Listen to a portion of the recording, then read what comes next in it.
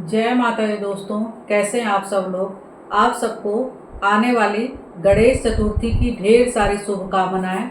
आपकी जो भी मनोकामनाएं हों, विघ्नहर्ता गणेश जी आप सबकी पूरा करें। धरती पर गणेश चतुर्थी की धूम मची हुई थी। सब तैयारी में जुटे हुए थे और बाजार में अफरा तफरी मची हुई थी। लोग बाजार में से गणेश जी की मिट्टी की मूर्ति खरीद रहे थे और अपने अपने घरों में गणेश जी को स्थापित कर रहे थे। और गणेश जी शिवलोक से सारा दृश्य देख रहे थे। तब गणेश जी ने सोचा कि धरती लोक पे चलता हूँ और देखता हूँ कि लोग जो है हमारे जन्मदिन की तैयारी किस तरह से कर रहे हैं। इसके बाद गणेश जी एक बालक का रूप धारण करते हैं और पृथ्वी लोक पर आते हैं। धरती पे सब लोग गणेश पूजन की तैयारी में लगे हुए थे।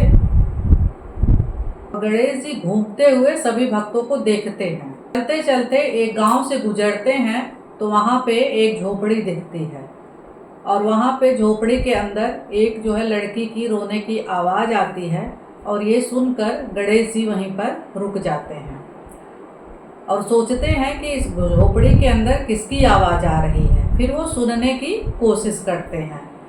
उसके बाद वो लड़की अपनी दादी शारदा से कहती है कि दादी माँ, हमें कुछ पैसे दे दो। गणेश चतुर्थी की तैयारी में सारे लोग लगे हुए हैं, तो हम भी गणेश चतुर्थी की तैयारी करते हैं और गणेश जी को अपने घर में लाते हैं और विराजमान करते हैं। तब दादी ने कहा कि बेटी, अपने घर में तो इतना पैसा भी नहीं है कि 2 वक्त की रोटी हम खा सकें, तो गणेश जी को लाके कैसे स्थापित करेंगे। अगर गणेश जी आएंगे तो उनके लिए पकवान चाहिए, मिठाई चाहिए, फल चाहिए, ये सब चाहिए, तो कहाँ से हम ला के देंगे। फिर जो है वो लड़की अपनी दादी की बात सुन के मायूस हो जाती है और मन ही मन सोचती है कि दादी ठीक कह रही हैं। फिर उसने जो है अपनी दादी से कहा कि ठीक है दादी, जैसा आप कह रही हो। उसके बाद उसने हाथ जोड़ के कहा, हे गणेश जी, इस बार तो मैं आपको नहीं ले आ पाई हूँ अपने घर में। आज मेरे माँ बाप जिंदा होते तो मैं आपको ज़रूर ले आती, लेकिन मैं वादा करती हूँ कि अगले साल गणेश चतुर्थी पे आपको अपने घर जरूर लेके आऊँगी। ये सुन के गणेश जी परेशान हो जाते हैं। बोलते हैं कि ये लोग कितने भोले हैं।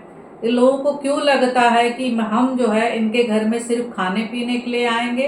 अरे हम तो भक्तों के सिर्फ भाव देखते हैं, हम तो भाव के भूखे हैं। ये सोच के गणेश जी जो है उस घर में एक बालक के रूप में तो आए ही थे, उस एक छोटी सी पोटली लेके उस घर में जाते हैं और उस बुढ़िया से कहते हैं कि माँ, मेरा नाम गणेशा है और मैं यहाँ पे आया हुआ हूँ, तो 10 दिन के लिए क्या आप मुझे अपने घर पे रख सकती हो। तो बुढ़िया सोचने लगी कि बालक इतना मासूम होके कह रहा है, मायूस भी है, क्या करें। बुढ़िया ने कहा, ठीक है गणेशा, तुम हमारे घर 10 दिन रुक जाओ, कोई बात नहीं, जितना जो भी रूखी सूखी है जो हम खाएंगे उसमें से थोड़ा सा तुम्हें भी खिला देंगे।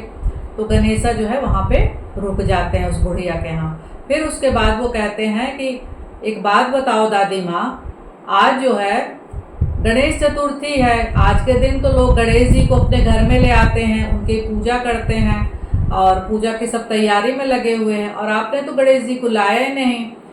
तो फिर वो बूढ़ी औरत बोलती है कि हमारे पास इतना पैसा नहीं है कि हम गणेश जी को ले आएं और अपने घर में रखें, हम कहाँ से करें। फिर गणेश जी कहते हैं कि कोई बात नहीं, तुम जो है तुम दोनों घर की सफाई करो और मैं बाजार से सब सामान ले आता हूँ।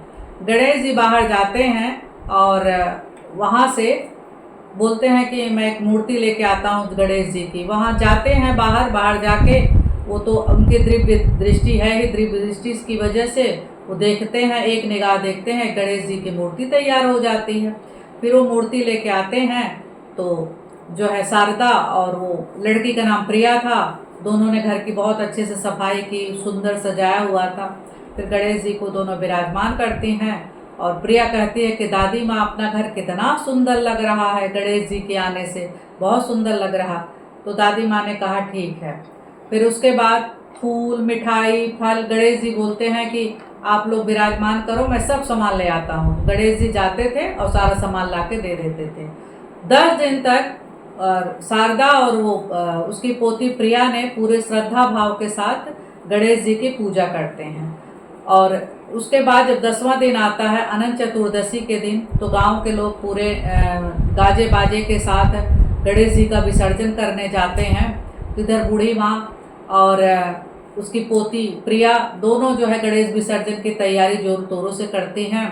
उसके बाद कहती है कि गणेश भैया आप भी चलो हमारे साथ गणेश जी का विसर्जन करने के लिए। तो गणेश बोलते हैं कि आप लोग चलो, मैं आपके पीछे आता हूँ।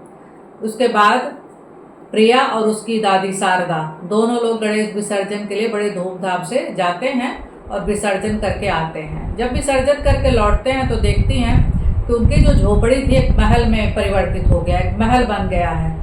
तो उसके बाद वो लोग दोनों जो है जब महल के अंदर जाती हैं तो सोना चांदी जवाहरात इतने सारे देख के वो बड़ी खुश होती हैं और वो कहती है कि दादी माँ देखो ना, गणेश जी के आने से हमारे घर में धन दौलत कितने आ गई और हमारी झोपड़ी जो है महल में बदल गई।